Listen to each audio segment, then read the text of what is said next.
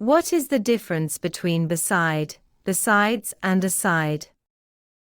Beside typically means next to or at the side of. It is used to describe physical proximity. Examples: the library is beside the park. She placed the vase beside the window. He stood beside his car, waiting for help. The dog lay beside its owner on the couch. The restaurant is beside the river, offering a beautiful view. Besides can function as a preposition or an adverb. As a preposition, it means in addition to or apart from.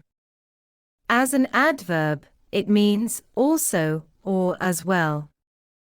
Examples: besides chocolate, she also bought some ice cream. There were no other candidates besides him. Besides being a teacher, she is also a talented musician. He didn't attend the meeting, besides, he had already submitted his report. The movie was boring, and besides, it was too long. Asides typically means to one side, or out of the way. It can be used to indicate moving something, or someone out of the main focus.